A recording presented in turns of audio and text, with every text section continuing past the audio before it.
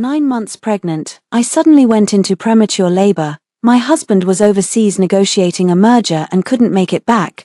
During the surgery, a nurse asked in confusion, "Why is President Lee in the next room accompanying a delivery? Did he go to the wrong room?" When he finished handling things and went to pay the bill, the doctor said, "Mrs. Lee has already settled all the expenses." He was struck by lightning and rushed home. Stunned when my water broke, Lee Bei-chen said on the phone that he was abroad, negotiating a merger, and couldn't make it back before the nurse wheeled me into the operating room. She glanced down at the registration form and asked in confusion, "Isn't President Lee in the next room accompanying a delivery? Did he go to the wrong ward?" I was drenched in cold sweat from the pain, but I still grabbed her sleeve and said hoarsely, "Please, say that again." When my water broke, it was 3:17 in the morning, the third time Lee Bei-chen's phone was answered. The background was very quiet like a hotel suite, or like his so-called overseas meeting room. He said, "Zai, I can't get away right now." I was holding the wall with one hand and pressing my belly with the other, my skirt already soaked. I might be going into labor. There was a 2-second pause on the other end of the line. His voice dropped low. "First, have the driver take you to the hospital. I'm in the final stages of this merger negotiation, and the earliest I can fly back is tomorrow morning." I didn't cry, and I didn't scream because my stomach was dropping with each contraction, the pain like someone cutting into my waist with a dull knife. I only asked one thing, "Lee Bei-chen, are you really abroad?" He said, "Why would I lie to you at a time like this?" That sentence cut off my last shred of hesitation. I hung up and called an ambulance. When old driver Zhong arrived, he was so scared his face went white. He ran red lights all the way to get me to the private hospital invested by the Lee family, muttering non-stop, "Madam, hang in there. President Lee will definitely be back soon." I closed my eyes and didn't respond. Lee Bei-chen wouldn't be back.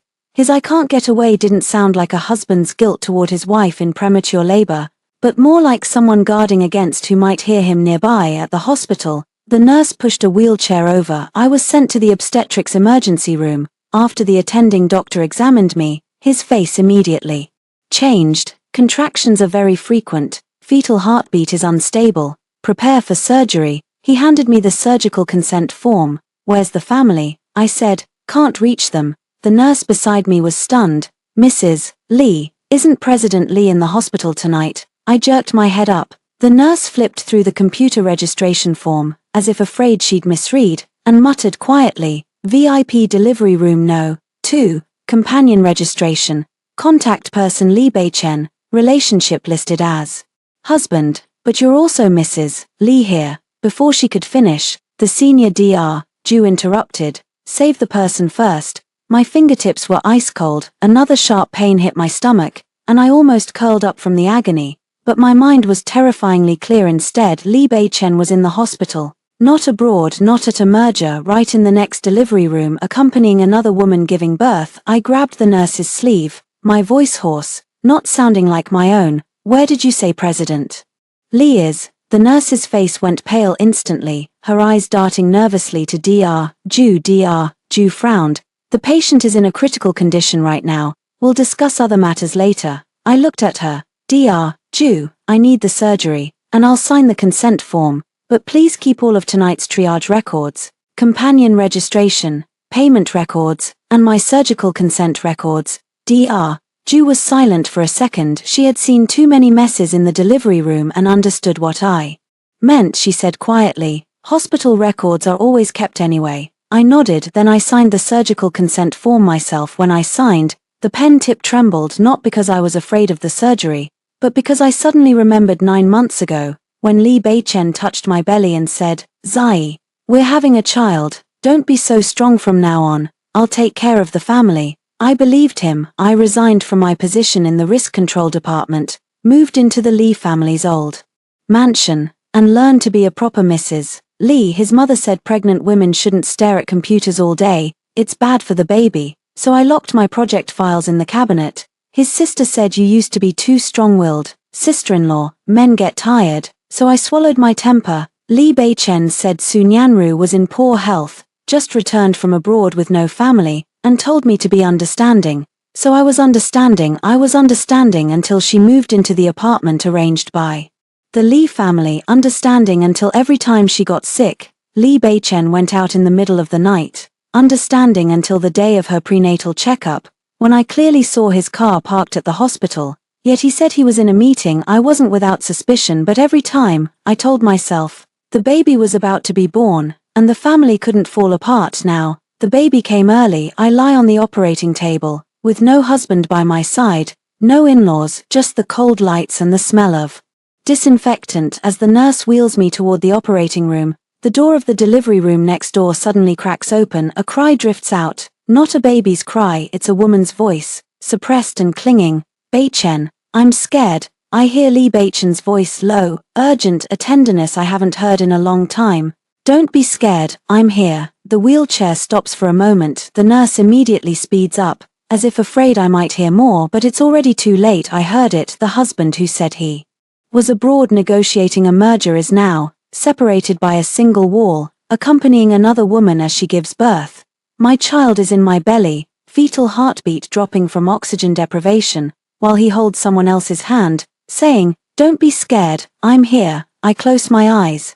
Tears slide down from the corners. Dr. Ju leans in and asks, "Ms. Shin, can you still hear me?" I open my eyes. "Yes, the situation is urgent now. Do you understand the risks of a C-section?" I say, "Yes, your family isn't here. You'll have to sign the consent yourself. If anything goes wrong later, I'll take full responsibility." She looks at me, a hint of reluctance in her eyes, but I suddenly let out a faint smile.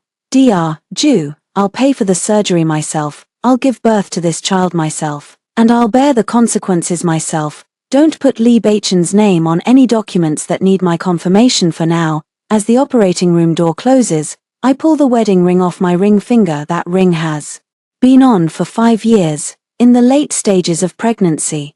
My fingers swelled, leaving a red mark from it long ago. I yank it off forcefully, even the skin stinging from the friction. Nurse Xiao Lin catches the ring, her eyes reddening. "Ms. Shin, I'll keep it safe for you."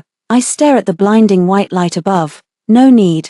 My voice is soft, but clear. "Put it in the evidence bag, along with my surgery consent form." At that moment, the scalpel hasn't yet fallen, but my marriage to Lee Beichen has already been cut open by my own hand before the anesthesia takes full effect. I hear a baby's cry from next door, then laughter, and someone shouting, "Congratulations, Boss Lee." On my side, Dr. Ju says in a low voice, "Fetal heartbeat is still dropping. Move fast." I bite my lip. Only one thought remains in my mind. "Child, hold on." Mommy has already lost her husband. When my daughter was born, she weighed only 5 pounds 1 ounce. Because of premature birth and brief oxygen deprivation, she was sent to the neonatal observation unit. The nurse held her up for me to see for just a moment, a tiny bundle, her face all wrinkled, her cry weak. Before I could even touch her, she was wheeled away. At that moment, my heart felt hollowed out. Dr. Ju said, "The child is stable for now, but we need to observe for 48 hours. I nodded. The anesthesia hasn't fully worn off yet, and the wound hurts so much I can't speak. Nurse Xiao Lin leans down to wipe my sweat, her voice soft. "Ms. Shin, don't be scared, the baby will be fine." I ask her, "Next door, who is it?" Xiao Lin's hand freezes. I look at her. She hesitates for a long time before whispering, "The registered name is Sun Yanru. The birth companion listed is Lee Beichen. The relationship column." She doesn't finish. I finish it for her. "Husband." Xiao Lin doesn't nod, nor does she shake her head. That's enough. I close my eyes, suddenly finding it absurd. 5 years ago, on the day Lee Beichen and I got our marriage certificate, Sun Yanru was there too. She was wearing a white dress, standing outside the Civil Affairs Bureau, smiling and saying, "Brother Beichen, from now on, Sister Zai is your family. You can't just look after me like before anymore." Back then, I thought she knew her place. Only later did I realize that some people are best at using a retreating posture to occupy the softest spot in someone else's home. After I was sent back to the ward, the first thing I did was ask Xiao Lin to bring me my phone. On the screen, there were 3 missed calls from Lee Beichen. The timestamps were after I entered the operating room. I didn't call back. He sent a message too. "Zai, how are you? I just finished up here. I'll have someone head to the hospital right away." I stared at the words "just finished up here" and let out a laugh. So his finishing up meant first accompanying Sun Yanru through childbirth. I sent a message to Meng Tang, "Come to the hospital." bring your lawyer's license, help me with 3 things. She replied almost instantly, you gave birth. Yeah, and Li Bei-chen. My fingers paused on the keyboard. Next door, accompanying someone else. There was silence for over 10 seconds, then Meng Tang sent back, wait for me. I put the phone aside, propped myself up through the pain, and pressed the call button by the bed. When the nurse came in, I said, I need to pay the bill. The nurse froze. You just had surgery. You can let your family. I have no family. I cut her off. Give me the bill. She glanced at me and didn't try to persuade me further. Half an hour later, the hospital's finance staff came to the ward with the bill: C-section, anesthesia, neonatal observation, post-op care, medication deposit, a long string of numbers. The Li family was never short on money over the years. Li Bei-chen had given me a high-limit supplementary card. His mother often said, the Li family never mistreats their daughter-in-law. But I didn't use that card, I used my own. That card, even Li Bei-chen didn't know about it, held the money my mother left me before she died. The savings I'd built up through investments over the years. My hands were still shaking as I entered the PN. The finance staff asked, Ms. Shen, would you like an electronic invoice? Yes, I said. Make the peri me personally, note clearly, settled by the patient herself. She looked up at me. I added, and please sync all payment records into the medical records. The finance staff nodded. Can do. After settling the bill, it felt like I'd completed a ritual. I gave birth to the child myself. I endured the incision myself. I paid for it myself. Then the last shred of false dignity in this marriage, I should take back myself. When Meng Tang arrived, her hair was a mess. She burst into the ward, saw my face as pale as paper, and her eyes instantly reddened. Shanzai, are you crazy? Why didn't you call me sooner for something this big? I said softly. I thought I had a husband. She gritted her teeth. Where is he? I looked at the wall. Next door. Meng Tang turned to leave, but I grabbed her. Don't make a scene. I'm not making a scene. I'm going to tear him apart. Tearing him apart won't help. I handed her my phone. Save the call logs and message records for me. Then go to the nurse's station. Confirm as a lawyer whether tonight's triage and surgery consent records can be legally accessed. Also, check Su Nyanru's hospitalization registration and payment sources. Don't break any rules. Just preserve the leads first. Meng Tang looked at me, her eyes shifting from anger to a slow, aching pity. Are you sure you've thought this through? I closed my eyes. The incision hurt. My chest ached too, but I was clearer-headed than ever. I've thought it through. Just then, hurried footsteps came from outside the ward, not heading my way. They came from the direction of the VIP delivery room next door. Stopping at the payment counter, the door wasn't fully closed, and I heard Li Bei-chen's voice. How much more does Shanzai owe? Use my card. The finance staff's voice was polite and clear. Mr. Li, Ms. Shen, Mrs. Li has already settled all the fees. The hallway went silent. A few seconds later, Li Bei-chen's voice dropped low. Who settled them? The patient herself. She just had surgery. How is that possible? It was confirmed by the patient herself. Processed through the ward, and the electronic invoice has been issued. Meng Tang let out a cold laugh. I didn't move. Li Bei-chen must have finally realized something, because his footsteps suddenly rushed toward my ward. The door was pushed open. He stood in the doorway, suit jacket draped over his arm, a faint crease on his shirt cuff, his hair slightly messy. He didn't look like he'd just flown in from abroad. He looked like he'd just walked out of the delivery room next door. When he saw me, his first words were, Zai, why did you pay the fees yourself? I looked at him. This man, I'd loved him for 7 years, been married to him for 5 in the past. If he frowned, I'd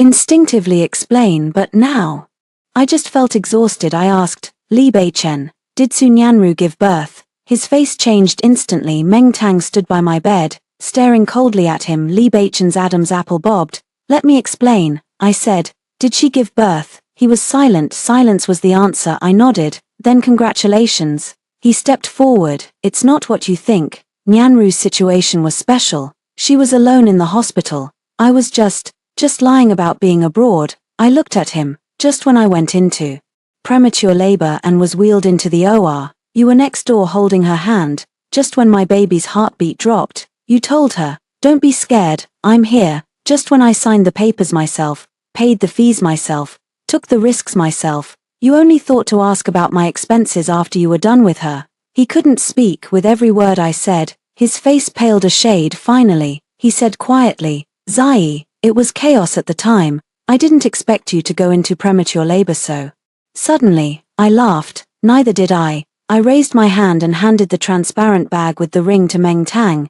"Tang Tang, keep this safe for me." Li Beichen stared at the ring, his expression finally cracking. "What do you mean?" I didn't answer him because the wound started hurting badly. The anesthesia had worn off, and every inch of my body reminded me that I had just walked through the gates of hell. I closed my eyes and said to Meng Tang, "Show him out." Li Beichen's voice tightened. "Shun.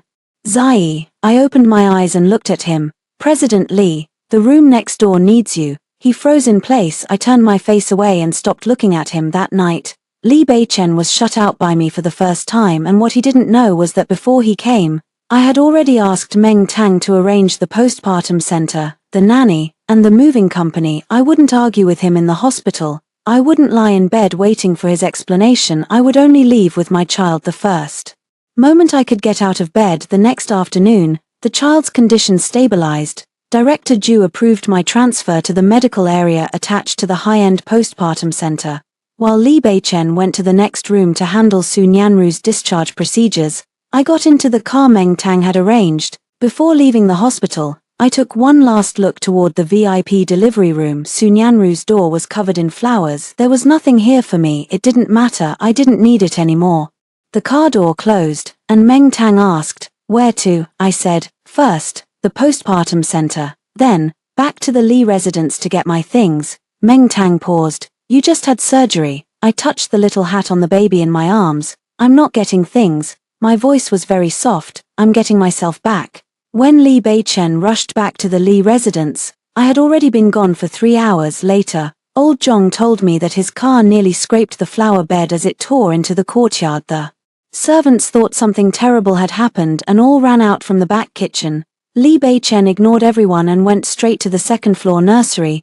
That nursery was one I had decorated myself when I was 5 months pregnant. The wallpaper was light beige. A star lamp hung beside the crib. Row after row of little clothes were stacked neatly in the wardrobe, from newborn to 1-year-old, folded by month. Back then, Li Beichen stood at the door, watching me organize the clothes while holding my waist, and teased me. "Shinzai, you were never this meticulous with your projects." I laughed too. "Of course, you have to be meticulous with a child's things," he said. "I'll be with you every step of the way." But later, every prenatal checkup found him busy. Every parenting class found him in a last-minute meeting. Every time I woke up with leg cramps, he was in the study, or over at Su Nyanru's handling emergencies. The nursery slowly became my expectation alone, so when I left, I cleared it out alone too. The crib, the clothes, the bottles, the little hats I bought for the child, all packed up and shipped out by the moving company. I didn't touch any of the Li family's furniture.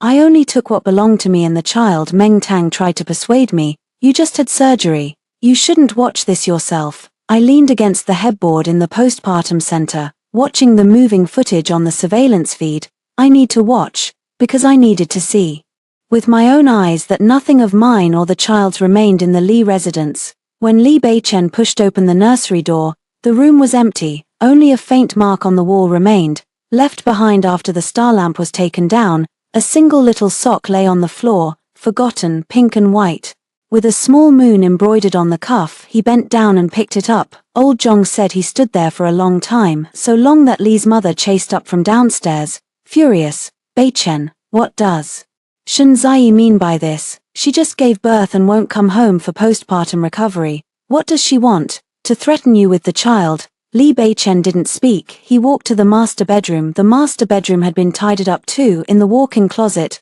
half of my clothes were gone. On the vanity, the jewelry that belonged to the Li family. I left every piece untouched. What my mother left me, I took all of it. On the nightstand lay 3 file folders. The first held the ring, the second held the household ledger, the third held the divorce agreement. When Li Beichen opened the agreement, the first page was about child custody. I had written it very clearly. Daughter Shinyanan would be raised by her mother, Shinzai. Father Li Beichen would have visitation rights, but could not take the child away from the mother's residence before she turned 3. Marital joint property would be divided according to law. Premarital personal property would be retained by each party. The joint Marital expenses Lee Bei-chen had used for Su Nyanru would need to be returned in the corresponding amount. When Lee Bei-chen read this, he finally slammed the documents onto the table. Lee's mother shrieked, "Is she insane? She just had a baby and she's filing for divorce, and she dares to have the child take her surname."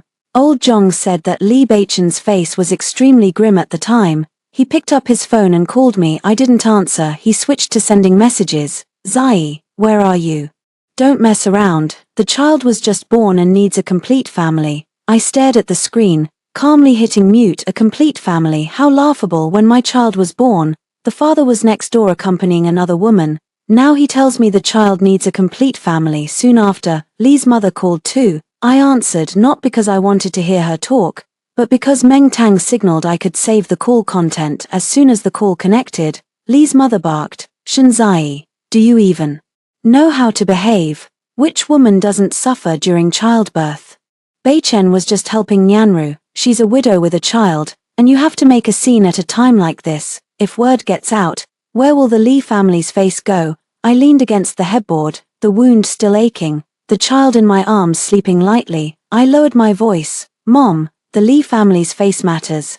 But my life and my child's life don't, right?" Lee's mother choked for a second, then she grew angrier. "Aren't you fine now? The child is born. Nyanru's situation is special. She has no husband. What's wrong with Bei-chen keeping her company? You're the legitimate Mrs. Lee. You need to have the tolerance to accommodate others." I looked out the window in the courtyard of the postpartum center.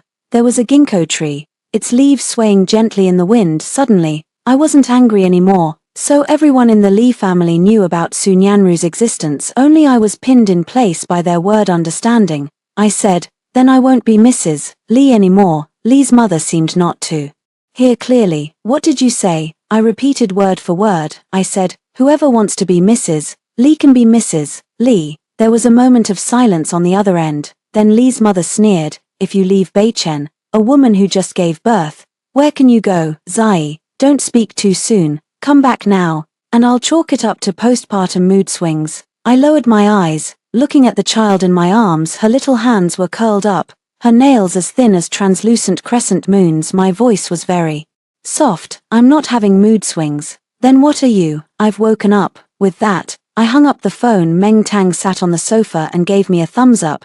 That part was clear enough. I handed her the phone. "Save it." She took the phone and opened a folder. "I've looked at the ledger, Zai. Your expenses for the Lee family over the years are more than I imagined. The old house renovation, her mother's convalescence, her sister's study abroad, family banquet socials, and even the property fees for Su Nyanru's apartment all came from your joint family account." I closed my eyes. I wasn't unaware of these things before. I just didn't want to count them too clearly. In marriage, the scariest thing isn't that you give, it's that you mistake giving for love, and others taking advantage for being family. Meng Tang continued, "One more thing.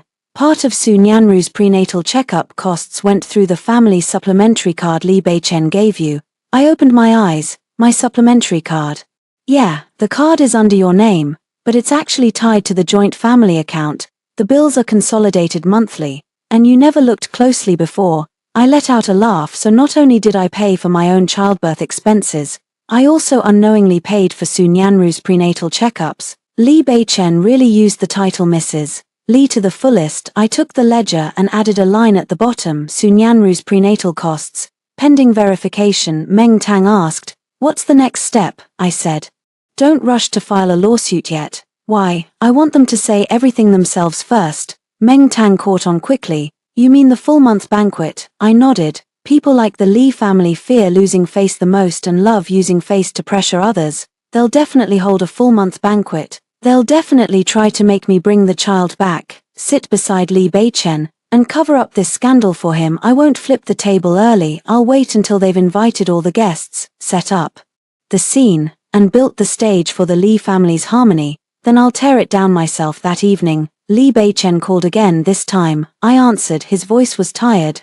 "Zai, tell me where you are. I'll come pick you and the child up." I asked, "Pick us up to do what?" "To do the postpartum confinement." And then, he paused. I finished for him. "Then make me accept Su Nyanru, accept her child, accept you accompanying her while she gave birth when I was in premature labor, accept Everyone in the Lee family brushing this off lightly, Lee Bei-chen said quietly, "It's not what you think, Nyanru's child isn't." He stopped mid-sentence. I caught that pause. "Not yours." He didn't answer. I smiled. "Lee Bei-chen, do you even believe yourself?" His breathing faltered. "Zai, I'll handle it. You always say you'll handle it." I stared at the pitch-black night outside the window. "But every time you handle it, I'm the one who ends up wronged." His voice was strained. "You just gave birth. Now's not the time to talk about divorce. I'm fit to sign a surgery consent form, fit to pay the bills myself, fit to lie alone on a delivery bed while you're with someone else, but I'm not fit to talk about divorce." The line went completely silent. I didn't give him another chance to speak. "Lee Bei-chen, the documents I left on the master bedroom desk, have your lawyer contact Meng Tang after you read them." Shanzai, his voice suddenly dropped, carrying a panic I'd never heard from him before. "Do you have to be like this?" I said. "It's not that I have to be like this." I paused. "It's that you all pushed me to this point." After hanging up, I looked down at my daughter. She was awake, her eyes still unable to open, but she moved her tiny fingers slightly. I cupped her little hand in my palm. "Nyanan." I whispered her name. "From now on, Mom won't let you live in someone else's grievances." Lee Bei-chen found the postpartum center on the third day. He didn't come alone. His mother, his younger sister Lee Mingshu, and Su Nyanru all came. Su Nyanru was holding a baby, her face pale, wearing a loose white knit cardigan. She looked so fragile she seemed like she'd shatter in a gust of wind. She stood behind Lee Bei-chen, eyes downcast, and said, "Vida, I'm sorry. I didn't know you went into early labor that day too. If I had known, I definitely wouldn't have let Bei-chen-ji accompany me." That line was cleverly crafted. It sounded like an apology, but in reality, it shifted the blame back to me. She didn't know I went into early labor, so it was okay for her to have my husband accompany her. Lee Bei-chen frowned. "Nyanru, don't say any more." Su Nyanru's eyes instantly reddened. "I just wanted to explain. I really didn't mean to take anything from Zija." Lee Bei-chen's mother supported her, then turned to glare at me. "See that? Nyanru hasn't even recovered yet, and she came in person to apologize to you. What more do you want?" I sat on the sofa, wrapped in the postpartum center's jacket, holding no baby in my arms. Nyanan was in the next room's nursery. Under professional care, I wouldn't let these people touch her. Meng Tang stood beside me. She glanced at the group at the door and said flatly, "Mr. Lee, visits require prior booking, Ms. Shun is currently in her postpartum recovery period and shouldn't be emotionally stimulated." Lee Bei-chen's mother immediately raised her voice. "I'm her mother-in-law. I need an appointment to see my daughter-in law." Meng Tang smiled. "Legally, a mother-in-law is not the guardian of a postpartum patient." Lee Bei-chen's mother's face turned green with rage. Lee Bei-chen ignored her, his eyes fixed on me. After a few days apart, dark circles had appeared under his eyes. "Zai, I'm here to take you home." I asked. "Which home?" He froze. I said, "The Lee family mansion, or that apartment you rented for Su Nyanru." Su Nyanru's face changed. Lee Bei-chen's mother immediately said, "That apartment was only arranged because Bei-chen felt sorry for her. Don't make it sound so ugly." I nodded. "Sorry enough to have her prenatal checkups paid for from my supplementary card." The room fell silent instantly. Lee Bei-chen's eyes darkened. "What supplementary card?" I looked at Meng Tang. Meng Tang placed several bills on the coffee table. "These are the prenatal checkup items, nutritional injections, miscarriage prevention meds, and the down payment for a maternity nurse from the past 8 months, all paid from the joint family account." The card used was under Shanzai's name as a supplementary card, but the actual funds came from marital joint assets. Lee Bei-chen picked up the bills, his frown deepening. He clearly had no idea about the specifics. Su Nyanru's face went white. "Bei-chen-ji, I didn't know it was Zaijia's card. Auntie said it was arranged by the family." Lee Bei-chen's mother's expression stiffened. I turned to her. "So you arranged it?" She forced herself to stand firm. "Why be so petty about family matters? Nyanru was pregnant. Was I supposed to let her fend for herself? She was pregnant, and I was supposed to take care of her." My voice wasn't loud, but it made Lee Bei-chen's mother freeze. "When I was pregnant with Lee Bei-chen's child, I had leg cramps in the middle of the night, and you said pregnant women shouldn't be spoiled. I had no one to accompany me to checkups. And you said Bei-chen was busy with his career. When I went into early labor and entered the operating room, you said the Lee family's face was more important." Now that Sunyanru is pregnant, you use my money to arrange her checkups, apartment, and maternity nurse. I looked at her, word by word. Mom, who exactly do you see as your daughter-in-law? Lee Baichen's mother opened her mouth but couldn't speak. Sunyanru clutched her chest, tears streaming down. Sister Zai, please don't blame Auntie, it's all my fault. I'll leave as soon as the baby is born. I won't get in the way between you and Brother Baichen. Lee Baichen said in a low voice, you're not well right now, don't say things like that. I watched him instinctively defend her, and suddenly it felt so ironic. The clearest moment in a person's life isn't when they realize the other person doesn't love them, it's when they see that, even while you're bleeding from the wounds they inflicted, they still instinctively shield someone else first. I asked Lee Baichen, if she leaves, will you miss her? He frowned. Zai, don't use that tone with me. Then what tone should I use? I picked up the water glass beside me and took a slow sip. Should I be grateful she brought her child to apologize to me? Grateful your family let me see firsthand how redundant I am. Lee Baichen suppressed his anger.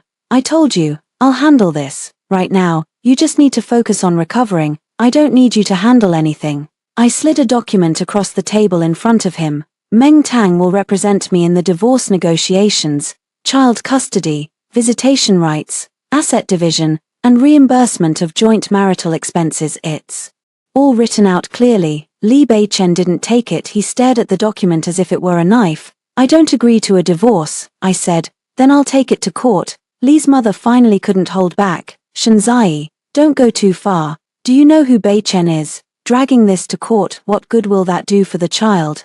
I looked up at her. The only thing that's bad for the child is having a father who was busy attending another woman's labor when she was born. Lee's mother's face turned purple with anger. Li Mingshu muttered from the side, sister-in-law, you weren't like this before. Did Meng Tang put you up to this? Women tend to overthink after childbirth. Don't let outsiders manipulate you. I turned to her. Who transferred the deposit for your study abroad last year? Li Mingshu froze. I continued. And who covered your rental deposit in London? Her face flushed. That was my brother's money. Meng Tang spoke coldly. It was transferred from Shanzai's premarital account. There are bank records. Li Mingshu shut up instantly. No one in the room dared to casually say the word family anymore. I placed the ledger on the table. Before, I didn't keep score because I considered you family. Now I'm keeping score because you treated me like a fool first. Li Baichen finally spoke. Zai, I admit I was wrong this time. But divorce isn't the only solution. Not for you. It isn't. I looked at him. But it is for me. Sunyanru suddenly stepped forward, holding her child, and knelt down. Sister Zai, I beg you, please don't divorce Brother Baichen. Blame me if you want. I can take the child and leave, but he's so young, he can't grow up without a father. The moment she knelt, Lee's mother immediately rushed to help her up. Lee Baichen instinctively reached out too, but I didn't move. I just looked at the child in her arms, so small, so innocent. The child wasn't at fault. The fault lay with the adults using the child as a bargaining chip. I asked softly, your child can't grow up without a father, but mine can. Sunyanru's sobs hitched. I stood up. The wound on my abdomen pulled painfully, and my face went pale. Meng Tang immediately steadied me, but I still managed to stand firm. Sunyanru, don't kneel in front of me. Kneeling doesn't make you weak. Using your child to force me to step aside doesn't make you innocent either. Her face turned even paler. I turned to Lee Baichen. President Lee, I'm giving you one last shred of dignity today. Take them and leave. Lee Baichen stared at me. What if I don't leave? I glanced at the door. The security guards from the postpartum center were already standing there. Meng Tang said calmly, then we'll call the police. A recovering mother being harassed and surrounded by a group of people. The hospital and the center both have records. Lee Baichen's face darkened completely. He looked at me for a long time. Finally, he said in a low voice, Shanzai, you will regret being this ruthless today. I smiled faintly. Lee Baichen, the only thing I regret is not being ruthless sooner. After they left, the room fell silent. Meng Tang closed the door and cursed under her breath. A whole family of lunatics. I sat back down on the bed, my forehead drenched in cold sweat. The pain from my wound made my vision go dark. Meng Tang quickly pressed the call button for the nurse. I leaned back against the pillow, listening to the sound of Lee's mother's high heels fading away. I knew they wouldn't let it go. That easily, the Lee family's specialty was turning private scandals into family affairs. Their next move would definitely be to throw a full-month banquet, using relatives, guests, the media, and the child to force me back into that fake family portrait. But this time, I wouldn't sit back in it. I would walk in with the evidence and tell everyone it wasn't me causing trouble. I'm the one settling the accounts. The invitations for the full moon banquet were sent out by Mother Lee. I didn't agree, but she used the Lee family's name to notify the relatives anyway, saying the Lee family's eldest granddaughter was turning 1 month old, with the venue set at the third-floor banquet hall of Royal View Hotel. Only after the invitations were sent did she have Li Beichen inform me. When Li Beichen called me, his tone was much softer than a few days ago. Zai, the full moon banquet was arranged by Mom. The relatives all know the child's been born. Not holding it would be improper. I was sitting in the small study of the postpartum center, a ledger spread out before me. Go ahead and hold it. He paused. If the child isn't there, what kind of full moon banquet is that? I flipped a page in the ledger. Now you remember the child. Silence on the other end of the line. After a moment, he said, I know you're upset, but in front of the elders, we need to leave each other some face. I laughed. That night of my premature labor surgery, did you leave me any face? Zai, Li Beichen, you can hold the full moon banquet. He seemed to breathe a sigh of relief. I continued, I'll be there. But not as Mrs. Lee. His voice immediately turned cold. What do you mean? You'll find out then. I hung up and sent the address of the full moon banquet to Meng Tang. She replied with a got it. This past month, I've recovered slowly. The C-section wound aches repeatedly, and during night feedings, it often hurts so much I break out in cold sweat. Nyanan was born premature, so she has little strength to nurse. Waking up every 2 hours, I'd hold her alone and walk around the room until the sky outside turned pale. In those moments, I'd also think of Li Beichen. I'd remember how, when I had a stomachache, he'd drive half an hour to buy me porridge. I'd remember how, during the toughest year of starting his business, I'd eat cold takeout with him in his office. I'd remember how, the first time he called me Mrs. Lee, there was real light in his eyes. People don't turn bad overnight, and a marriage doesn't collapse in a single day. It's one missed promise after another, one bias after another, one time after another of making me be understanding, making me give in, making me swallow my grievances until finally,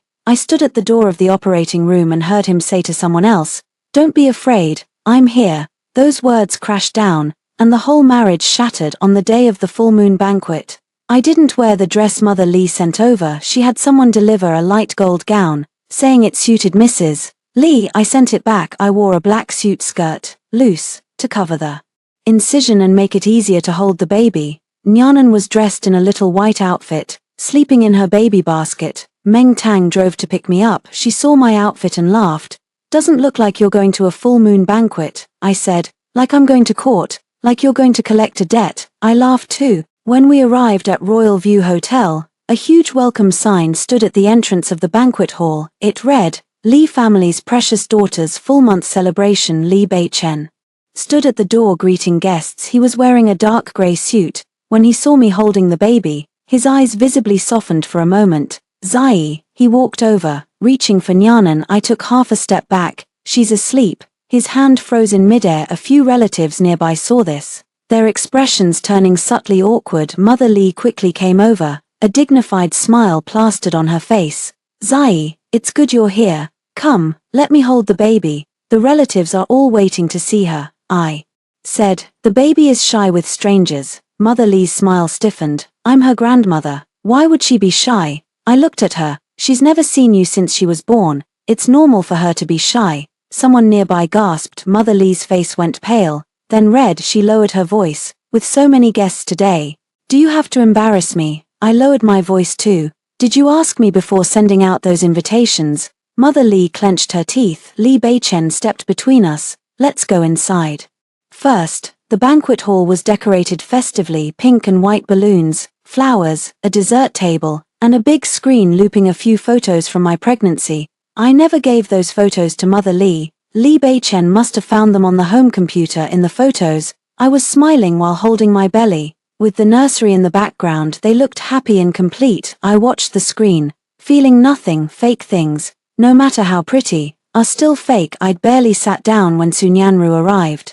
She was wearing a cream white dress, also holding a baby. Mother Lee's face changed. She hurried over. Nyanru, why are you here? Your body hasn't recovered yet. Her tone was much gentler than what she'd used with me, who had just had a C-section. Nyanru glanced at me timidly. Auntie, I just wanted to come see Zai and the baby. After all, what happened that day? I've never been able to let it go. Her voice wasn't loud, but it was enough for the surrounding tables to hear. The relatives' eyes lit up instantly. Gossip was the best appetizer. Li Beichen frowned. Who told you to come? Nyanru's eyes reddened. Brother Beichen, am I not supposed to be here?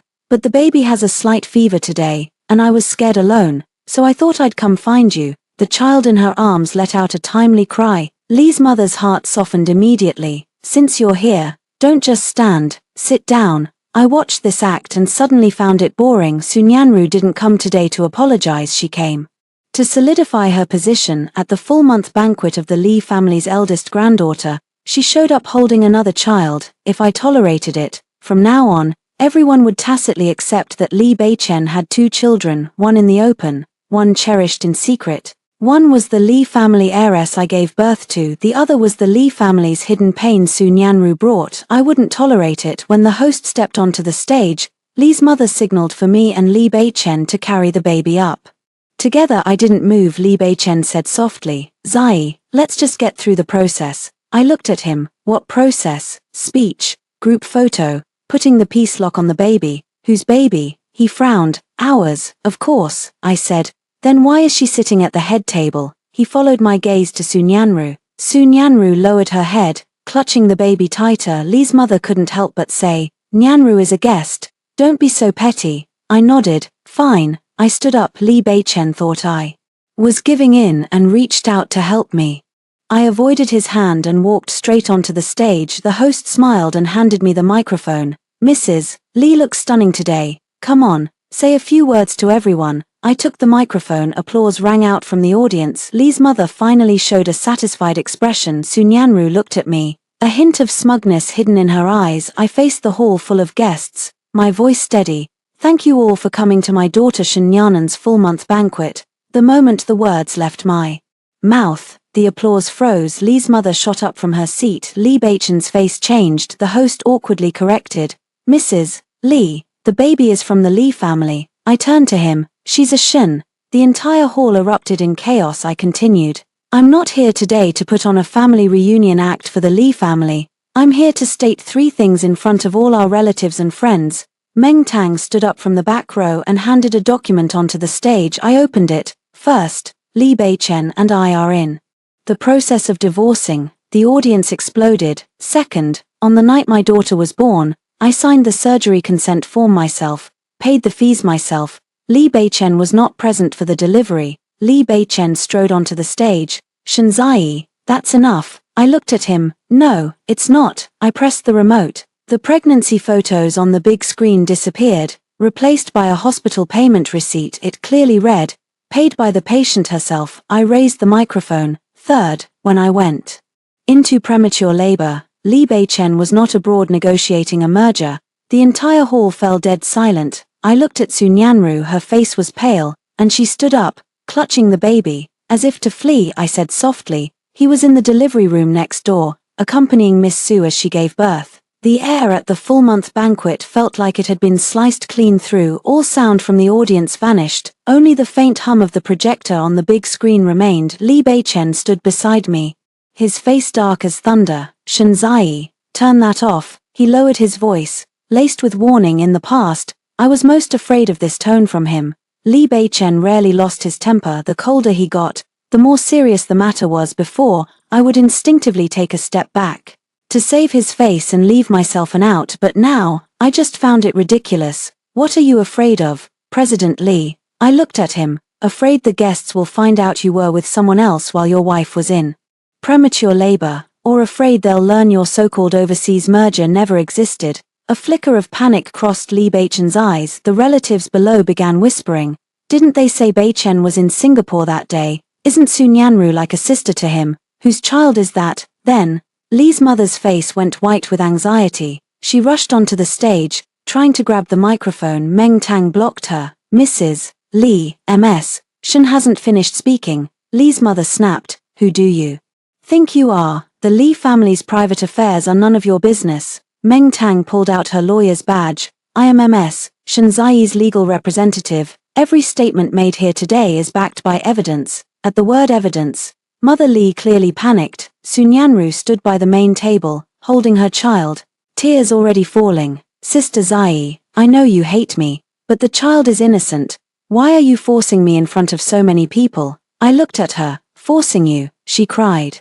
That night, my water broke, and there was no one around. I could only ask Brother Beichen for help. I didn't know you were in trouble too. If I had, I would have made him go to you. I clicked to the second slide. A screenshot of a call log appeared on the screen. It was from half an hour before I was admitted to the hospital. Sun Yanru had called Li Beichen 6 times, and when I called Li Beichen, he was on the phone with Sun Yanru. I said, "You didn't know." Sun Yanru's face changed. I kept clicking. The third slide was a message Li Beichen sent me. I'm abroad, can't make it back. The fourth slide was the delivery room registration for VIP room 2 at the hospital. Accompanying person, Li Beichen. Relationship, husband. Someone in the guest seats gasped. Li Beichen whipped his head toward Sun Yanru. What's with the relationship column? Sun Yanru's tears fell harder. I don't know, maybe the nurse made a mistake. I was in too much pain. I didn't check. She always did this. Didn't know. Didn't mean to. Wasn't feeling well. Too scared. Soft words, one after another, wiping herself clean. I didn't argue with her. I just looked toward the entrance of the banquet hall. Nurse Lin, you can come in now. Xiao Lin, in plain clothes, walked in from the door. She was so nervous her fingers were clenched together. But she still made her way to the front. I handed her the microphone. She glanced at me, then at the crowd below. I'm Lin Yu, the nurse on duty in the delivery room that night. MS. Shun was in critical condition when she was brought in and needed immediate surgery. When I checked the registration, I found that Mr. Lee had already registered as the accompanying person for VIP room 2, so I asked if he was in the wrong room. Li Beichen frowned. Hospital staff leaking patient privacy. Do you know the consequences? Meng Tang immediately spoke up. MS. Lin Yu is here today only to testify to what she personally witnessed, not to disclose medical records, all relevant detailed materials have been submitted for evidence preservation in accordance with the law. Li Beichen's face turned completely cold. Lin Yu took a deep breath and continued. When MS. Shun was taken into the operating room, Mr. Lee was not present. The surgery consent form was signed by MS. Shun herself. The post-operative costs were also settled by MS. Shun herself. She finished and handed the microphone back to me. I said softly, "Thank you." Lin Yu shook her head, her eyes red, and stepped back to the side. No one in the audience was laughing anymore. Those relatives who had been waiting to see me make a fool of myself were now all staring at Li Beichen. Mother Li quickly explained. Beichen was just helping. Nyanru has no husband. A woman giving birth alone is so pitiful. I turned to look at her. So my child isn't pitiful. Mother Li fell silent. I pressed on. I was on the operating table with my baby's heartbeat dropping. Wasn't that pitiful? I signed the papers myself. Wasn't that pitiful? My daughter was born and sent straight to the observation room. Wasn't that pitiful? I had just had a C-section and still had to settle the bill myself. Wasn't that pitiful? With each question, Mother Li's face grew a shade darker. I didn't cry. Crying would be too easy for them. I wanted them to hear clearly what they had once called being sensible. Li Beichen finally spoke, his voice hoarse. Zai, that night was my fault. I shouldn't have lied to you, but Nyanru and I aren't what you think. I looked at him. Then what are we? He was silent. I answered for him. Not husband and wife, yet you filled in husband. Not the child's father, yet you accompanied the delivery. Not abroad, yet you lied and said you couldn't make it back. Not favoring her, yet you put her first when I went into early labor. I smiled. Li Beichen, you sure have a lot of knots. Sun Yanru suddenly rushed onto the stage, holding her child, and knelt in front of me. Sister Zai, I beg you, stop. If you want me to leave, I'll leave, but the child is sickly and can't take the shock. You're a mother too, can't you have a little pity for him? I looked down at her. She knelt beautifully, holding the child, tears streaking her face, like I had pushed her to the edge, but I only felt cold. She knew I had just had surgery. She knew my daughter was in the observation room after being born early. She knew my body hadn't recovered still. She brought her child to my baby's full-month banquet. She wanted to use the identity of a mother to pressure me. But motherhood isn't her weapon, nor is it my cage. I bent down and brought the microphone close to her. Sunyanru, I pity the child, so I won't expose his background in front of so many people, but if you use the child to pressure me again, I'll apply to the court to legally confirm everything. Her pupils contracted sharply in that instant. I knew I was right. There was something else behind this child. Li Beichen also caught her reaction for the first time. Real shock flickered across his face. Nyanru, what does Zai mean by that? Sunyanru shook her head frantically. I don't know. She stepped back, clutching the child, her legs giving way until Li's mother steadied her. Li's mother said with concern, Shinzai, do you have to drive a new mother to her death? I looked at her, my voice turning cold. I'm a new mother too. Those 5 words landed like a slap across Li's mother's face. The banquet hall fell dead silent. I took another document from Meng Tang. This is the birth registration paperwork for my daughter, Shenyanan. The father's column is temporarily left blank.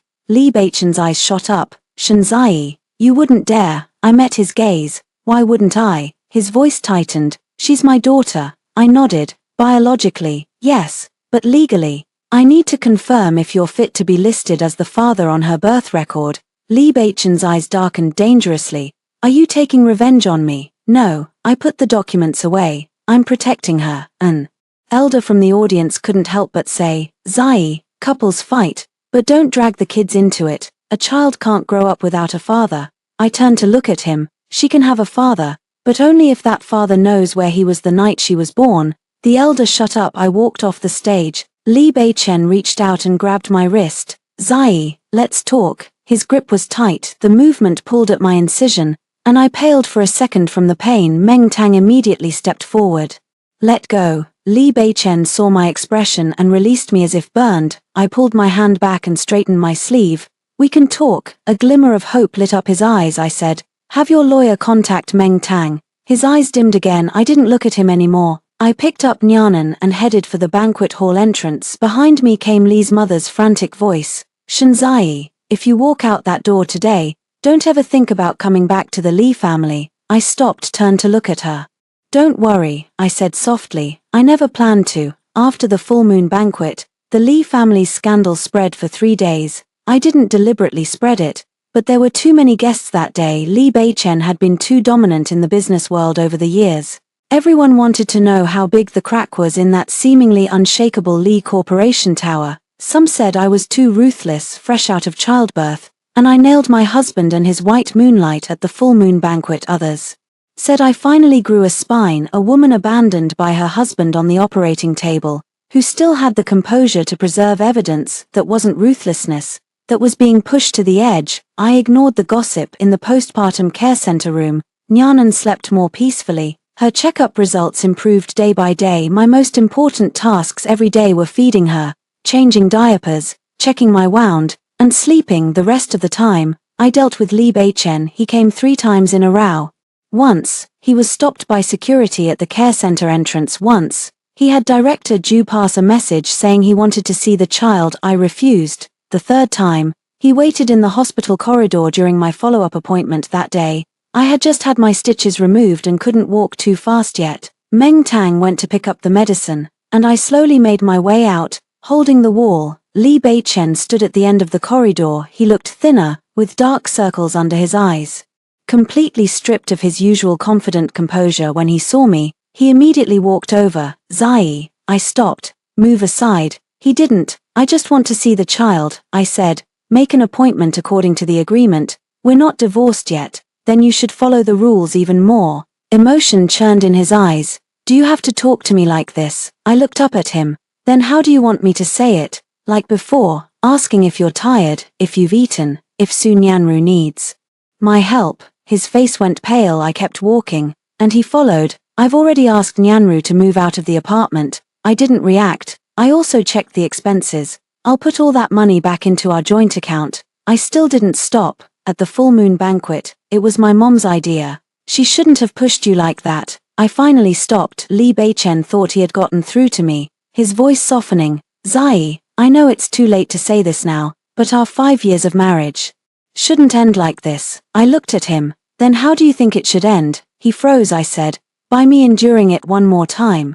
by waiting for Sunyanru's child to grow up too, by letting the Lee family get used to me covering up their mess, or by waiting until Nyanan asks me one day where her father was when she was born, and I tell her, he was next door taking care of someone who needed him more. Lee Bachan's Adam's apple bobbed. I won't let that happen again, but it already did.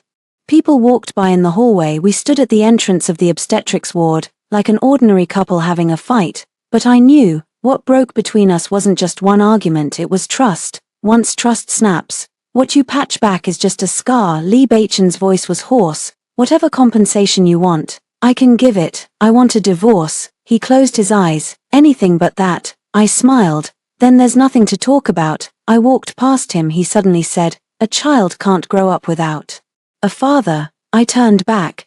Then when you act like a father, first learn not to let her mother lose hope to the point of giving up. He stood there, not chasing after me. When Meng Tang came back, she saw him from afar and rolled her eyes. He actually thinks an apology can pay off a debt. I took the medicine bag. It's not an apology. Then what is it? A test. Lee Bachan was testing whether I really wanted to leave. The Lee family was testing too. They thought a woman was most vulnerable after giving birth, most likely to stay for the child, but they forgot. The moment a woman signed her own name on the operating table, her most vulnerable time had already passed. That night, Meng Tang brought new materials. Sunyanru moved out of the apartment, but it wasn't arranged by Lee Bachan. She moved on her own. I looked up. Where to? She checked into a high-end maternal and infant care center in the south of the city. The fees aren't cheap. Who's paying? Meng Tang slid the bank statement to me. For now, no direct payment from Lee Bachan.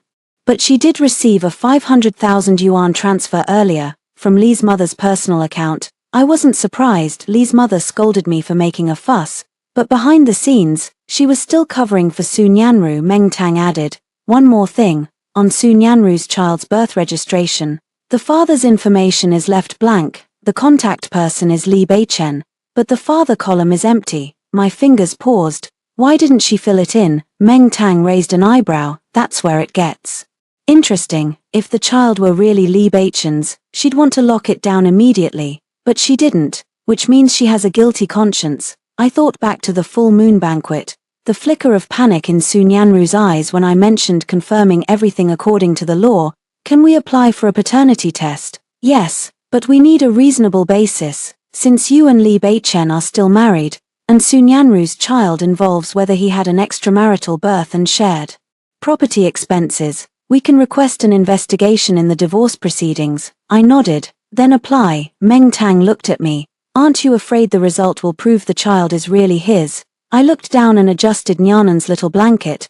Then that's fine too. She was stunned. I said, if it is, I have even more reason to leave. If it isn't, Lee Bachan still isn't worth going back to. Meng Tang was silent for a moment, then said softly, Zai, do you really not love him anymore? My hand stopped outside the window. The night was deep. Nyanan slept in her crib, her little lips moving slightly. I thought for a long time before saying, it's not that I don't love him. Then what is it? It's that love doesn't matter anymore. Loving someone means you can endure hardship with them, forgive their busyness, take care of their family for them, but you can't allow them to choose someone else at the moment of your life and death. That's not something love can fix. That's a bottom line. A few days later, Lee Bachan's lawyer contacted Meng Tang, proposing mediation. The terms looked generous. 2 downtown apartments go to me. Nyanan's education fund gets a one-time injection of 30 million from Lee Bachan. I can retain some of the rights attached to the title of Mrs. Lee. The only condition is to delay the divorce for 6 months, publicly citing postpartum recovery. After reading that proposal, I laughed outright. Meng Tang asked, how should I respond? I said, tell him, I don't want hush money, and, the apartments are divided by law. The education fund can be negotiated, but not as a bargaining chip for the marriage. The divorce proceeds as planned. Meng Tang's fingers flew over the keyboard. Not long after, Lee Bachan called me personally. Shanzai, you won't even consider the child's future. I said, I'll think about it, so I won't trade her for a half-year fake marriage. He lowered his voice. Do you have to push this to the point of no return? I didn't start this. I flipped through the hospital documents in my hand. Lee Bachan, I'm just putting what you've hidden back into the light. On the other end of the line, His breathing was heavy. I thought he'd lose his temper, but instead, he asked in a low voice, "Zai, did you never plan to turn back since that day in the operating room?" I looked at the ring on the table, sealed in an evidence bag. No. He clung to a sliver of hope. "Then when," I said, "when you asked me why I paid the bill?"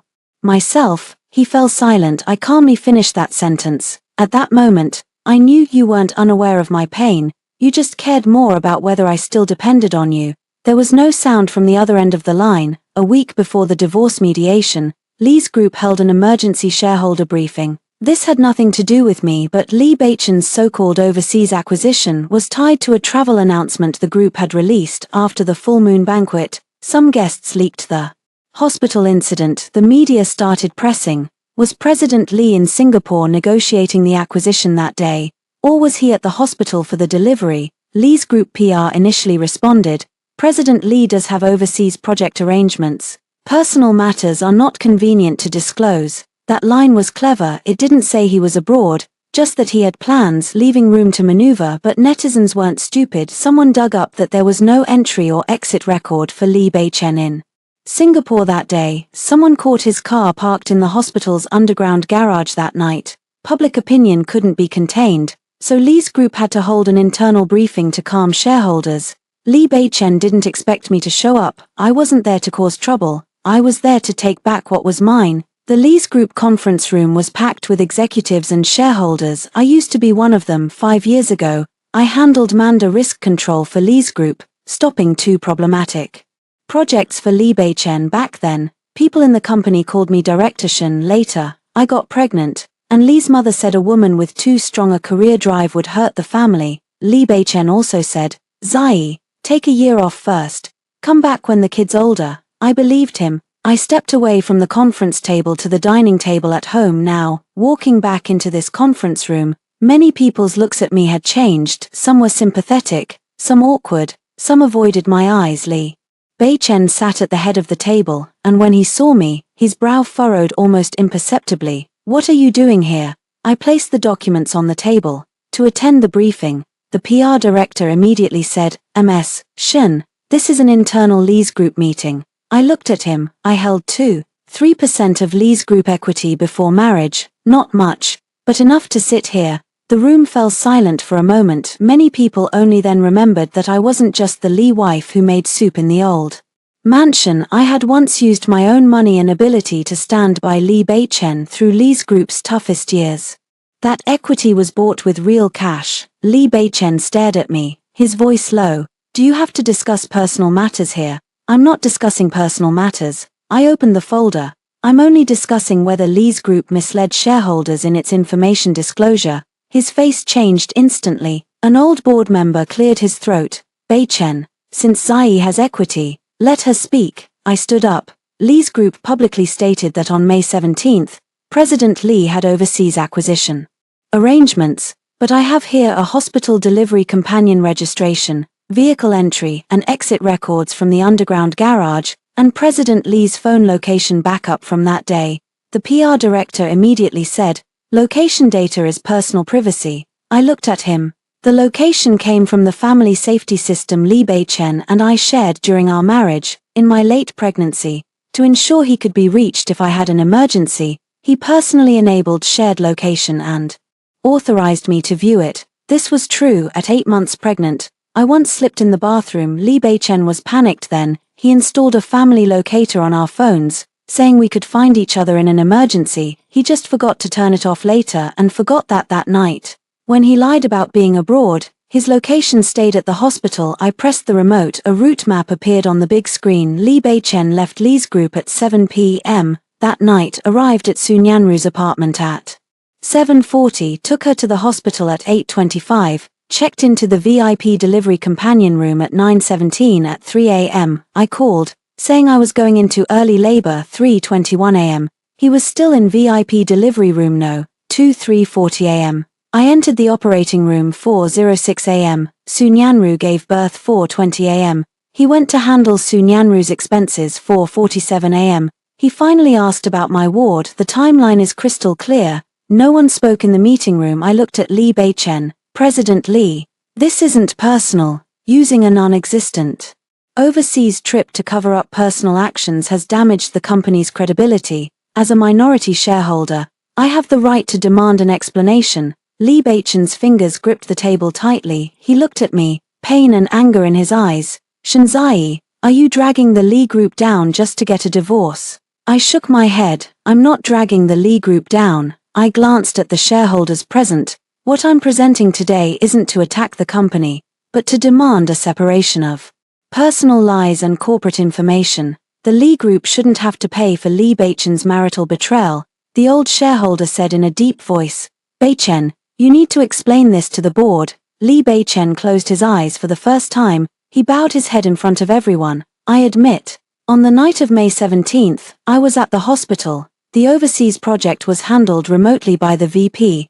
I didn't personally leave the country. The PR statement was imprecise, and I'll take responsibility. He spoke with restraint, but everyone in the room understood. The so-called overseas acquisition was a lie. I didn't press further. Today's goal was achieved. I packed up my files and prepared to leave. Lee Baichen suddenly called out to me. Zai, I stopped. He stood up, facing all the shareholders, and said, let's talk privately. I turned to look at him. President Lee, this is meeting time. His eyes were bloodshot. I'm not speaking as President Lee, I said calmly, but I'm only willing to speak to you as a shareholder. When those words fell, his face turned pale. As I left the meeting room, I heard someone murmuring behind me, Shinzai really isn't looking back this time. I didn't stop walking. When I got downstairs, Meng Tang was waiting for me in the parking lot. She leaned against the car door, saw me come out, and whistled, beautiful. Today's move didn't cut down the Lee Group, just Lee Baichen's lies. I got in the car and rubbed my throbbing temples. He'll panic even more, of course he will. What men fear most isn't a wife crying, it's a wife starting to present evidence. I smiled. My phone suddenly vibrated. It was a text from an unknown number. Sister Zai, you've already ruined Brother Baichen like this. Are you satisfied? I'm willing to take the child and leave. But please stop pushing him. I stared at the message. I didn't reply. Meng Tang leaned over, glanced at it, and sneered. Sunyanru's at it again. I saved a screenshot of the text. The more anxious she gets, the more suspicious the paternity test is. Meng Tang's eyes lit up. Any progress on the test application? The court still needs time, but we can start by checking her prenatal hospital. Sunyanru hadn't been using this hospital for all her checkups for the first 3 months. She had a file at the City West Maternal and Child Health Center. She only transferred to the Lee Group's invested private hospital later. This lead was pointed out by Xiao Lin. She said the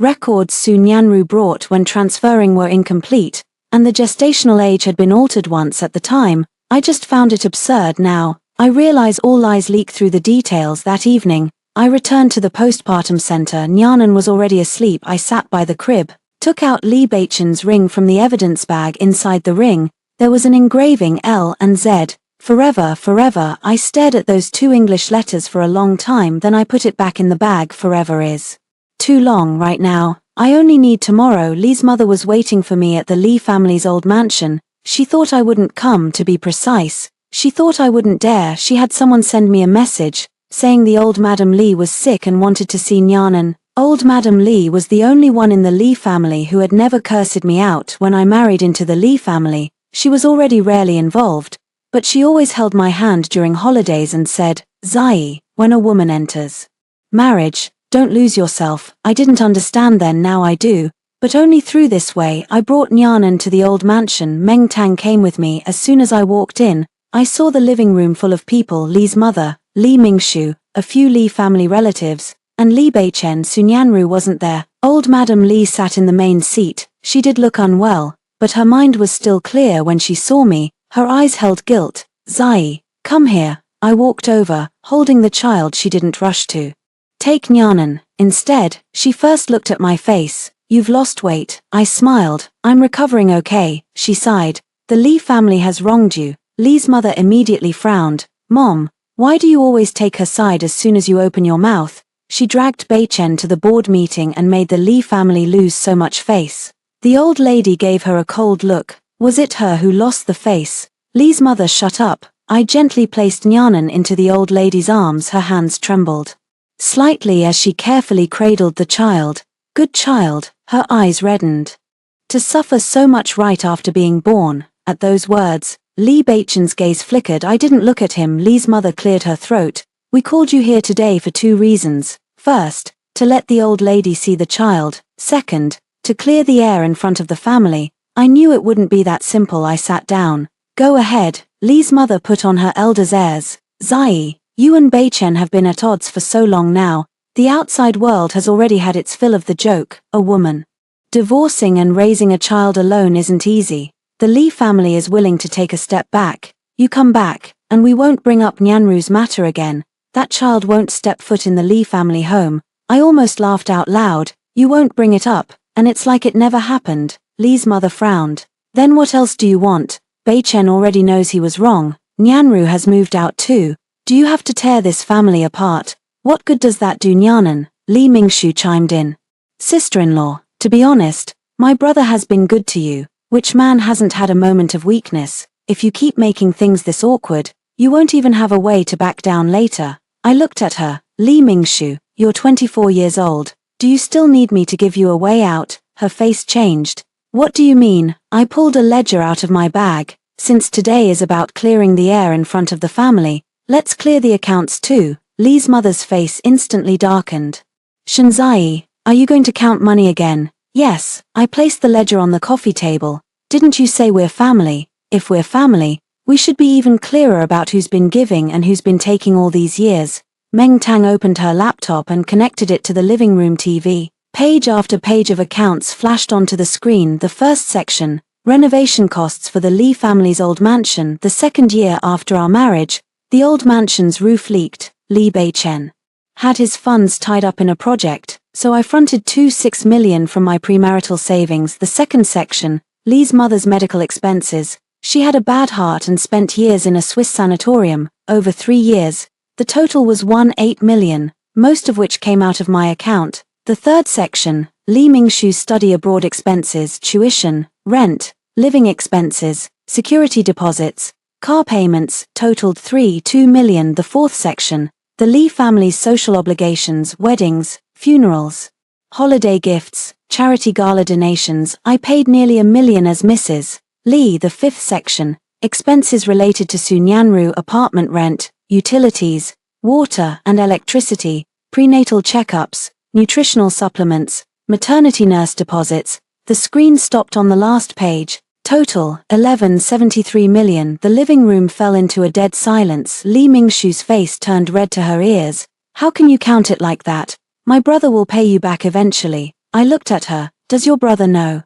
She couldn't answer. Li Baichen sat across from me, his face dark and heavy. He really didn't know the full extent, because I used to handle everything too well for him. He was busy with projects, so I managed the household for him. His mother wanted dignity, so I paid her bills. His sister was too embarrassed to ask, so I transferred money proactively. Sunyanru needed care, and Lee's mother drew from the family account. I didn't call her out on it then. I treated the Lee family as my home. The Lee family treated me as an ATM. Lee's mother forced herself to say, you married into the Lee family. Didn't you enjoy plenty, living in the old mansion, having servants wait on you? The high limit on the supplementary card Baichen gave you. I cut her off. How much of that supplementary card's money was actually spent on me? She choked. I continued. My pregnancy nutritionist, I hired her myself.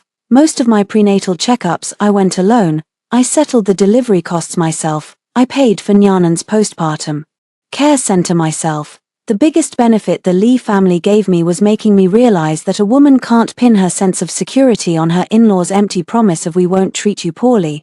The old lady closed her eyes, letting out a heavy sigh. Li Baichen finally spoke. I'll make up for this money. I looked at him. It's not making up. Then what is it? Returning it. My tone was calm.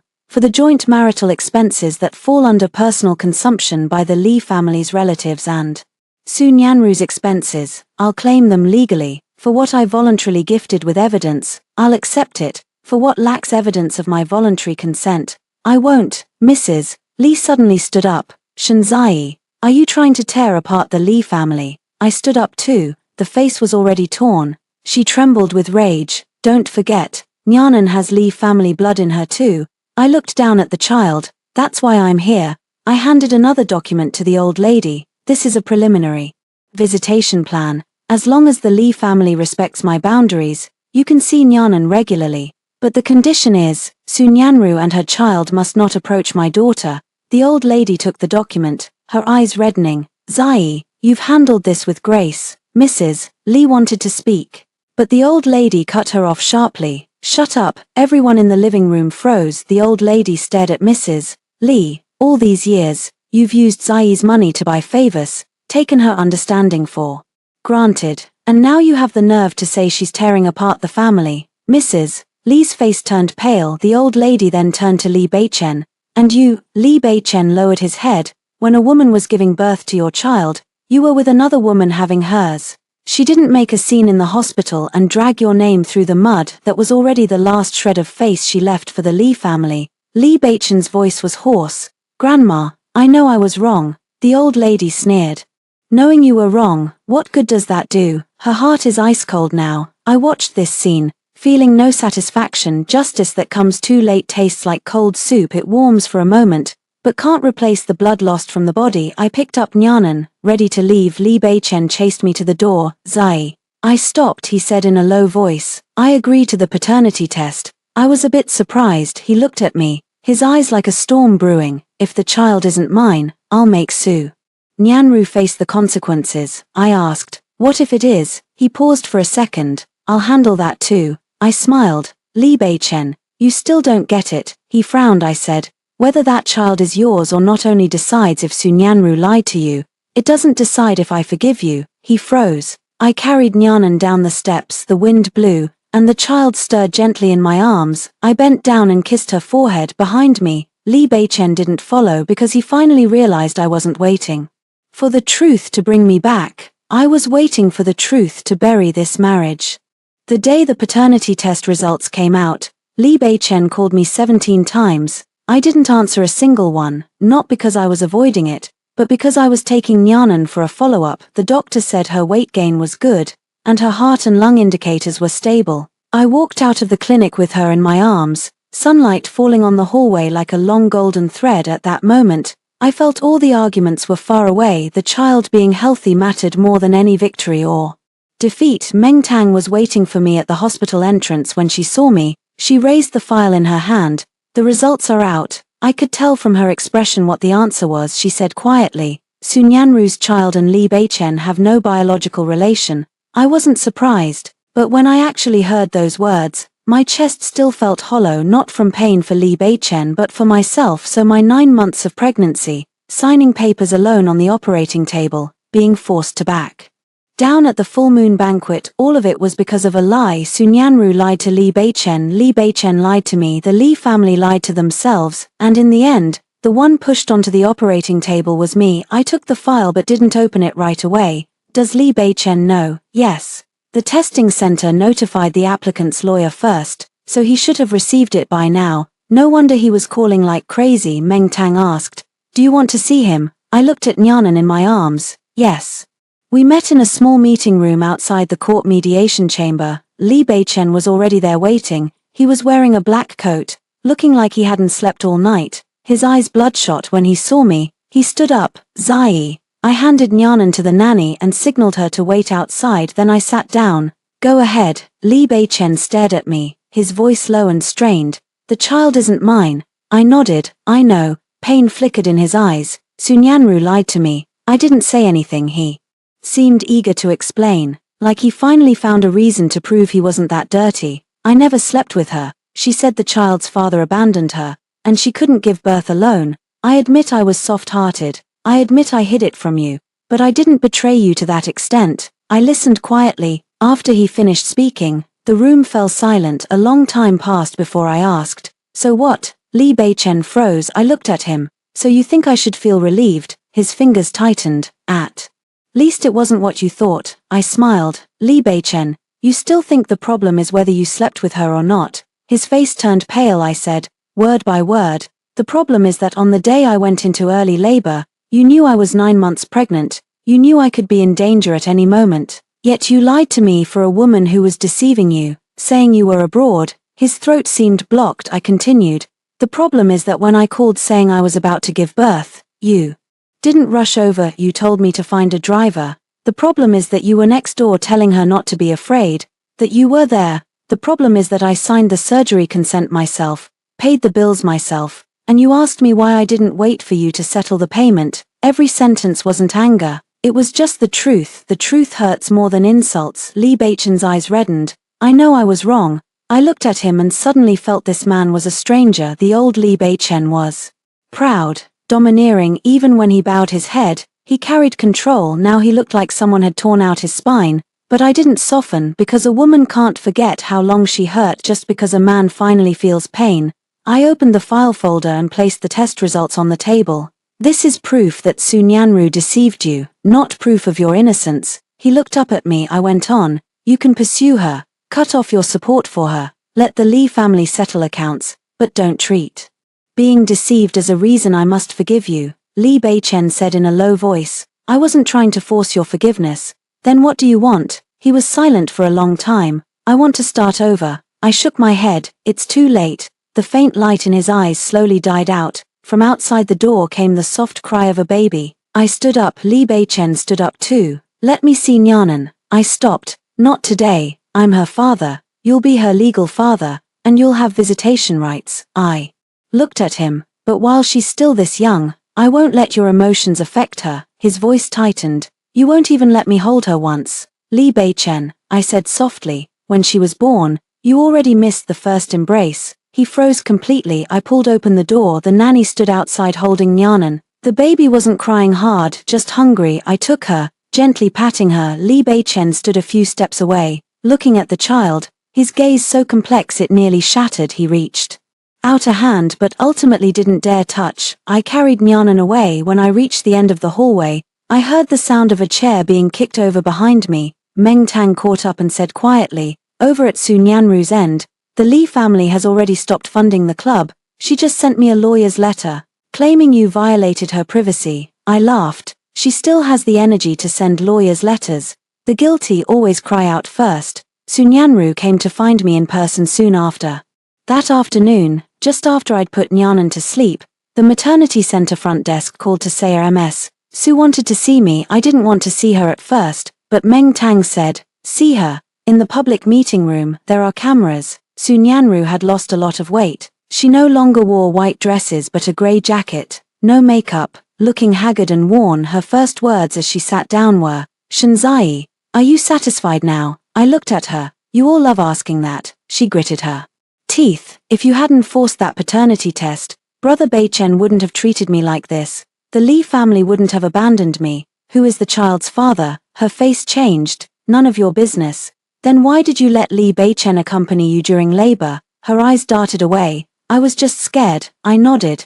So because you were scared, you could steal someone else's husband? She jerked her head up. What right do you have to judge me? You have everything. You're Mrs. Lee. Live in the Lee family mansion, have a child, have status. But me, I grew up with Brother Baichen. If it weren't for you, he would have married me. Finally, the truth. I looked at her twisted face, and the last shred of doubt in my heart settled. She wasn't helpless, she was resentful. She thought Lee Baichen should have been hers, so she used illness, pregnancy, loneliness, step by step pulling him back to her side. As for whether I would hurt, she didn't care. I asked, does the biological father of your child know? Her face turned pale. I continued, you don't have to say if you don't want to. The court will check your financial transactions. The Lee family will also reclaim any involuntary expenses. She finally panicked. Are you trying to force me to death? I looked at her. Su Nyanru, stop using death to scare people. When you brought your child to my full moon banquet, you should have seen this day coming. She cried. This time, it wasn't fake, but I had no sympathy left for her. Everyone has to pay for their choices. She chose to use someone else's marriage as a stepping stone, so she had to bear the pain when the ladder broke. Before leaving, she turned back to look at me. Baichen will regret this. The one he loves has always been me. It's just that you've forced him to hate me now. I smiled. Then I wish you a long-lasting hatred. She froze. I turned and walked away. That night, Lee Baichen sent me a message. I'll handle Su Nyanru's matter cleanly. Zai, give me another chance. I stared at it for a long time, then I replied with one sentence. What you need to handle isn't Su Nyanru, it's yourself. On the day of the divorce, the weather was beautiful. The wind at the end of May was already a bit hot.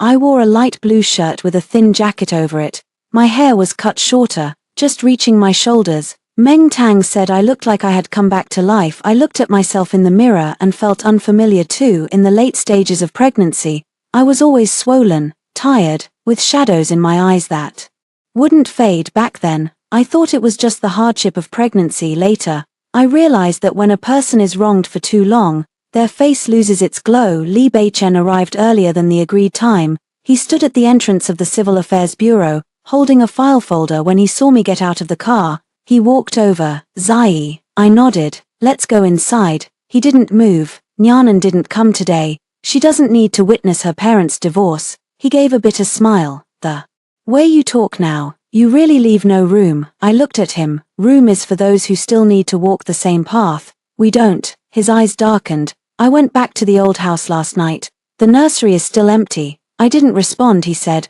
I put the starlights back up. I finally looked at him. Li Beichen's voice was low. I know it's useless, but that day, when I saw the empty room, I realized you didn't just take things away. You moved me out of your life. I stayed silent. He was right about that. I didn't move out of the Li family home. I moved Li Beichen out of my future. Before the paperwork, the staff asked as usual, do both parties voluntarily agree to the divorce? I said, voluntarily. Li Beichen hesitated for a long time before answering. The staff asked again. His fingers gripped the pen, knuckles turning white. After a long pause, he said in a hoarse voice, voluntarily. When the steel stamp came down, the sound was very soft, but the door in my heart that had been closed for so long finally shut completely. The divorce certificate was handed to me. I looked at the name on it and felt a moment of dizziness. 5 years ago, I got my marriage certificate here. That day, Li Beichen held my hand and said, Shanzai, from now on, you don't have to carry everything alone.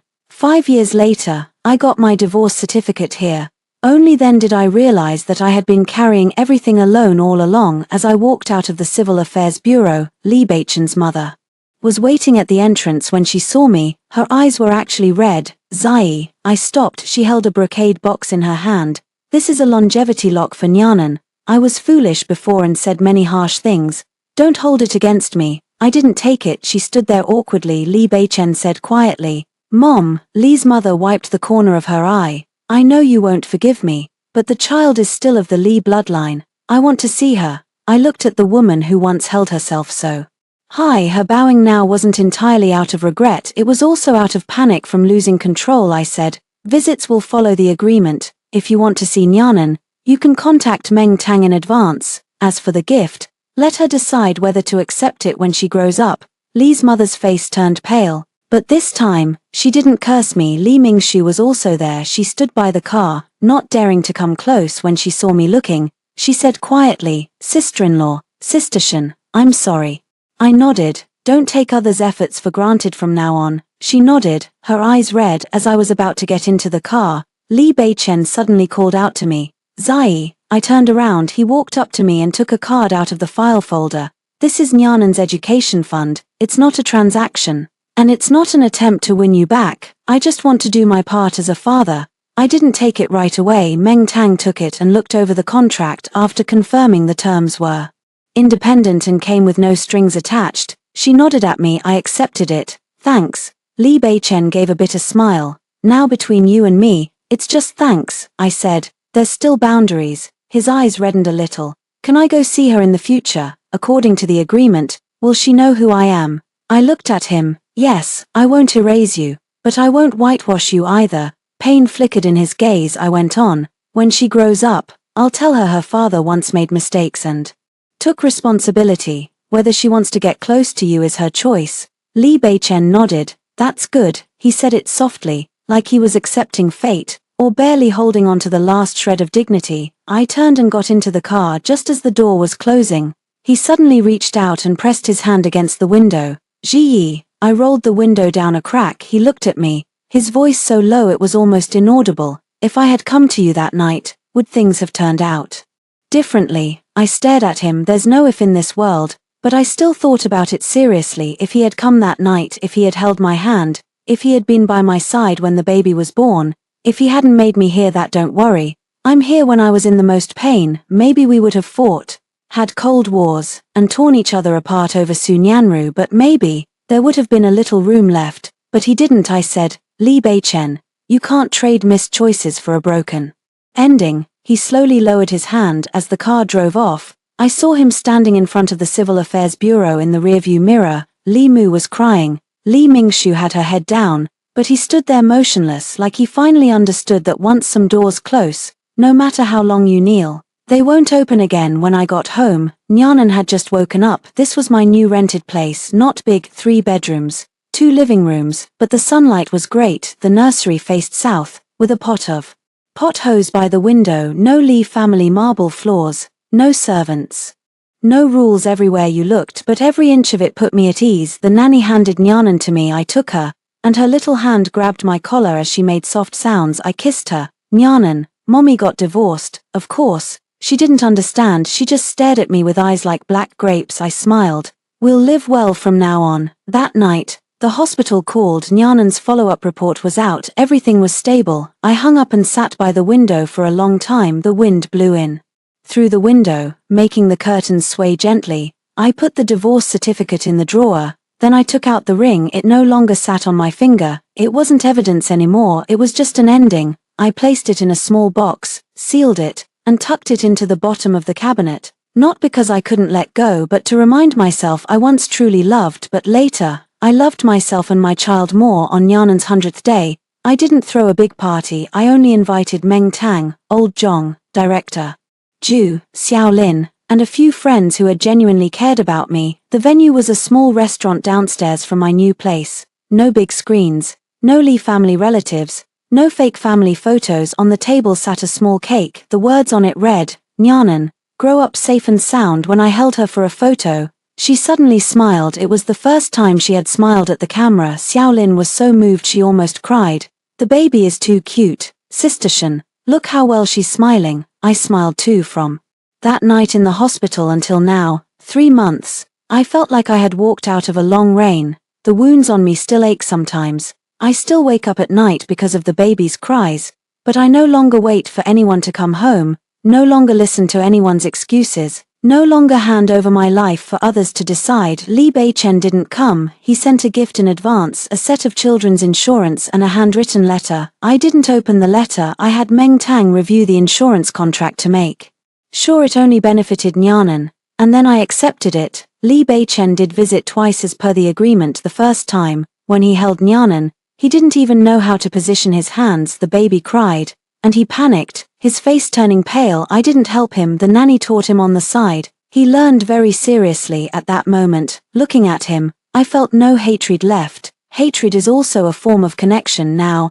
I only hope he becomes a qualified father. As for the role of husband, he has already lost that qualification. Sunyanru left this city. According to Meng Tang, the biological father of her child was her ex-boyfriend, a debt-ridden entrepreneur. She got pregnant and was abandoned. Only then did she think of Li Bei-chen as a lifeline. The Li family recovered part of the funds. Li's mother fell ill from anger. Li Bei-chen stopped dealing with Sunyanru. When these messages reached my ears, I just nodded. No satisfaction, no regret. Everyone gets bitten by their own greed sooner or later.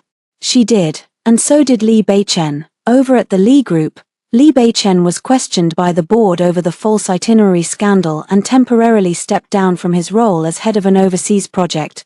Not a devastating blow, but for someone as proud as him, it hurt enough. The old lady contacted me alone later. She said, Zai, what the Li family owes you can't be repaid with just an apology. I said, Grandma, you don't owe me anything. She sighed. You need to live well from now on. I said, I will. She asked if she could see Nyanan. I agreed. I won't use a child to punish everyone, but I will screen everyone who gets close to her. That's my boundary as a mother. After the 100-day banquet ended, friends left one by one. Meng Tang stayed to help me clean up. She looked at the pile of baby gifts in the living room and suddenly said, Have you thought about going back to work? I put Nyanan into the crib. I have. At Li Group, I shook my head. No, she smiled. I knew it. I pulled out a job offer, a partner position at a merger and acquisition risk consulting firm. The contact was a former client of mine.